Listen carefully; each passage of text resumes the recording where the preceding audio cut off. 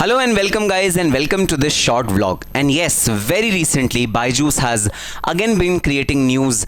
You have seen Byju in the headlines of all the economic newspapers. Guys, Byju's auditors Deloitte has resigned as an auditor of the company. Now, what led to Deloitte resign as an auditor of the company? Deloitte has been an auditor since the last term of appointment, and this term also its appointment was renewed, and Deloitte was supposed to be the auditor for next 5 years.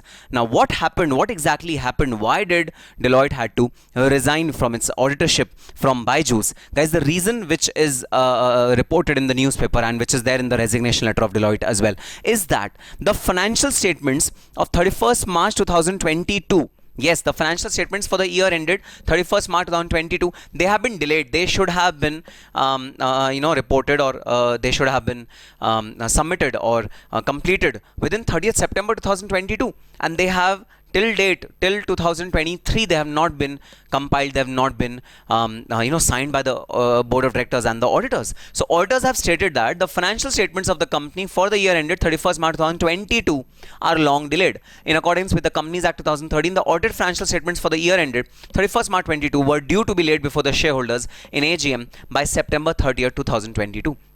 And this actually is an inordinate delay. It's a prolonged delay, which definitely needs some kind of investigation, some kind of a careful scrutiny as to why auditors have resigned and why the company has not been able to complete its audit on time.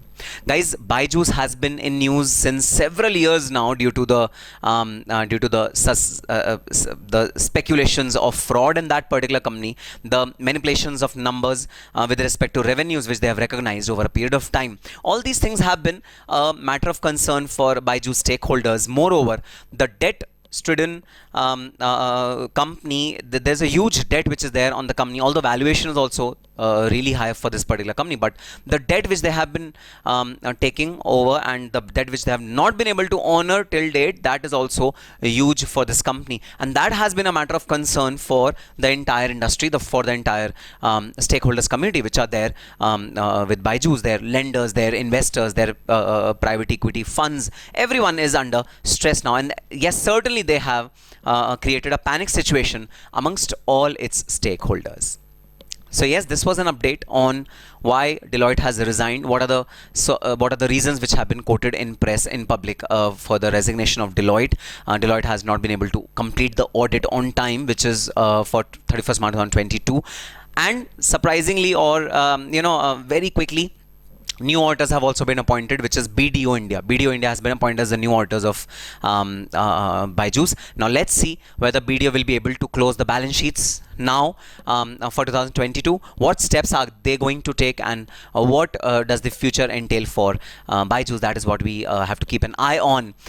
But yes, this was an update which I think, as a CMA student, as auditors, as cost auditors, as some of you might join training soon, you should be aware about all these procedures, that yes, resignation being one of the fundamental rights of a particular auditor, it can resign even in midterm, and yes, it can resign if there are dire reasons which are stated for resignation. The auditor has the right to resign from any company, but yes, there has to be some reasons because of which auditors are resigning, because everyone is going to question the auditors that, what is the reason for your resignation. That reason should amply be clear through documentation and through the various evidences.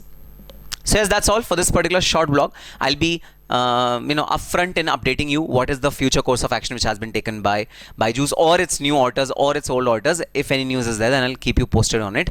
But you also, guys, please be aware about the general knowledge, general affairs which are surrounding your financial industry, because once you go to interview for the internship, then also, you guys, this topic can be discussed with you. Or when you are qualified CMA and you go for an interview in a company, this can be a matter of discussion for you. So yes, keeping abreast with such events, such happenings is sine qua non in your case, in case of CMA students.